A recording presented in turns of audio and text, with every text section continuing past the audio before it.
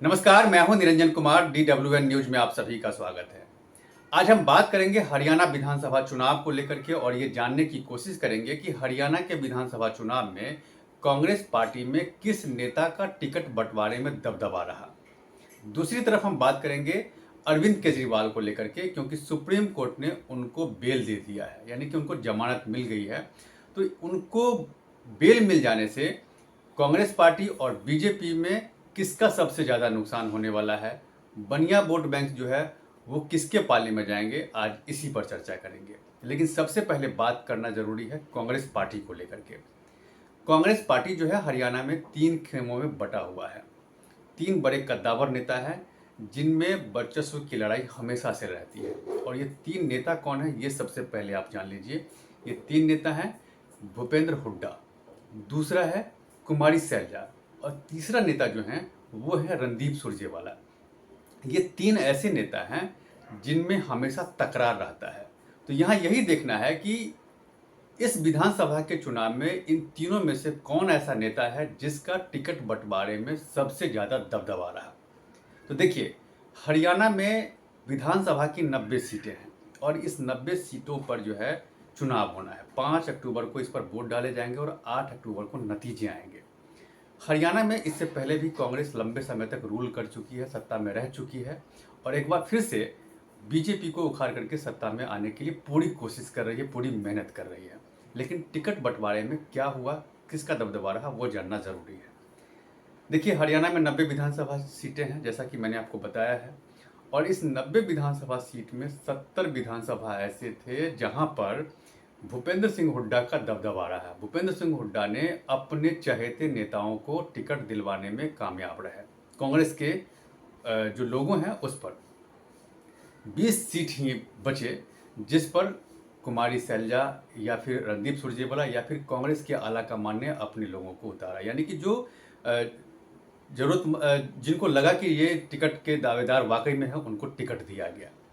और इस पर जो है एक सूत्र जो है मेरा, उसका ये कहना है कि सारी सीटों पर सर्वे हुआ था और सर्वे में जो सबसे अच्छे जो नेता निकले उनको टिकट दिया गया है। कुछ ऐसे भी नेता थे भूपेंद्र हुड्डा के जिनका सर्वे में उनका नाम नहीं आया और उनका टिकट कट गया, ये बेसिकली कहा गया। लेकिन दबदबा रहा भूपेंद्र सिंह हुड्डा का, जो 70 विधानसभा सीट पर अपने चहेते नेताओं को टिकट दिलवाने में कामयाब रहे। इसके साथ साथ एक बात और भी जानना जरूरी है कि कई ऐसे नेता हरियाणा में हैं, कांग्रेस में खास करके, जो अपने चहेते लोगों को भी टिकट दिलवाने में कामयाब रहे, जिसमें रणदीप सिंह सुरजेवाला का भी नाम है, जो अपने बेटे को टिकट दिलवाने में कामयाब रहे। उन्होंने अपनी पारंपरिक जो सीट थी उनकी कैथल, उस सीट से अपने बेटे को टिकट दिलवाया। भूपेंद्र सिंह हुड्डा की अगर बात करें तो यहाँ पर उनके बेटे चुनाव ऑलरेडी लड़ रहे हैं और उनके बाकी जो महारथी हैं जो उनके साथ में रहे हैं लंबे समय तक, उनको वो टिकट दिलवाए। अब यहाँ पर अरविंद केजरीवाल की बात करना बहुत ज़रूरी है। देखिए, अरविंद केजरीवाल को हरियाणा के विधानसभा चुनाव से ठीक पहले उनको बेल मिल गया है। अब बेल मिल गया है तो अरविंद केजरीवाल हरियाणा के विधानसभा चुनाव में जरूर जाएंगे प्रचार करने के लिए। और एक ये कोइंसिडेंस कहा जाए कि लोकसभा के चुनाव से ठीक पहले आपको याद होगा कि अरविंद केजरीवाल को बेल मिला था और उसके बाद उन्होंने खूब मेहनत की थी। उन्हें कोई सीट नहीं मिला दिल्ली में खास करके, हरियाणा में खास करके, लेकिन अरविंद केजरीवाल ने खूब मेहनत की थी। अब जब अरविंद केजरीवाल को एक बार फिर से चुनाव से पहले सुप्रीम कोर्ट उनको बेल दिया है तो वो ज़रूर जाएंगे जनता के बीच और जनता से ये ज़रूर कहेंगे कि उनको जानबूझ करके फंसाया जा रहा है, बीजेपी उनके साथ साजिश कर रही है और बीजेपी नहीं चाहती है कि अरविंद केजरीवाल जेल से बाहर आए। और वही एक देश में ऐसा शख्स है जो सच्चा शख्स है, ये वो जनता को कहेंगे, इसमें कोई दो राय नहीं। चूंकि अरविंद केजरीवाल ये लाइन जो है हमेशा से जनता को बरगलाने के लिए करते रहे हैं, तो यहाँ अरविंद केजरीवाल यही करने वाले हैं। लेकिन यहाँ पर सबसे बड़ा सवाल यह है कि यहाँ जो बनिया वोटर्स है, बनिया वोटर्स किसके पाले में जाएंगी, क्योंकि अरविंद केजरीवाल जिस बिरादरी से ताल्लुक़ रखते हैं वो बनिया है। दूसरी तरफ बीजेपी जो है वो भी बनिया, जो वोट बैंक्स हैं वो बीजेपी के पाले में हमेशा से रही है। तो यहाँ पर जो है हरियाणा में खास करके बनिया वोटर्स जो है वो बिखरेंगे, दोनों ही पार्टी में जाएंगे। और जो मेरा अपना अनुमान है, कम से कम 15 ऐसी सीटें हैं हरियाणा में जिस पर अरविंद केजरीवाल नुकसान पहुंचाएंगे, बीजेपी को भी और कांग्रेस को भी। यानी कि डेंट लगना जरूरी है, इसमें कोई दो राय नहीं है। अब अरविंद केजरीवाल सीट जीते ना जीते वो अलग बात है, लेकिन कांग्रेस जो है हरियाणा में मजबूत स्थिति में है और वो सत्ता में आ सकती है। ऐसा कई सर्वे में पता चला है कि कांग्रेस जो है उसकी मजबूत स्थिति है। और बीजेपी के साथ क्या स्थिति है कि बीजेपी 10 साल से सत्ता में है, एंटी इनकम्बेंसी बीजेपी के खिलाफ है। दूसरी तरफ जाट वोटर्स जो है वो बीजेपी से नाराज चल रहे हैं।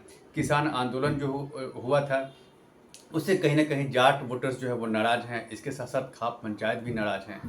तो जाट वोटर्स अगर खिसकते हैं तो वो किसके पाले में जाएंगे? तो ऑब्वियसली ये जो वोटर्स हैं वो कांग्रेस के पाले में जाएंगे, क्योंकि भूपेंद्र सिंह हुड्डा जो है उसी बिरादरी से ताल्लुक़ रखते हैं और लंबे समय तक वो हरियाणा में मुख्यमंत्री रहे हैं, कांग्रेस के कद्दावर नेता रहे हैं और इस बार भी जो टिकट का बंटवारा हुआ उसमें उन्हीं की चली।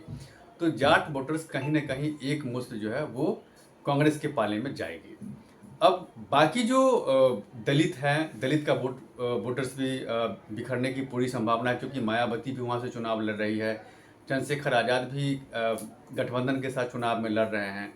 तो अब ये देखना यह है कि 21% जो हरियाणा में दलित हैं वो किसके साथ जा रहे हैं? मायावती के साथ जा रहे हैं, चंद्रशेखर के साथ जा रहे हैं, या फिर प्रधानमंत्री नरेंद्र मोदी ने जो उनके लिए कई योजनाएं लाई हैं तो जिसका लाभ उन्हें मिला भी है, तो क्या ये वोटर्स एक बार फिर से बीजेपी के पाले में जाएगी? ये देखना अहम होगा।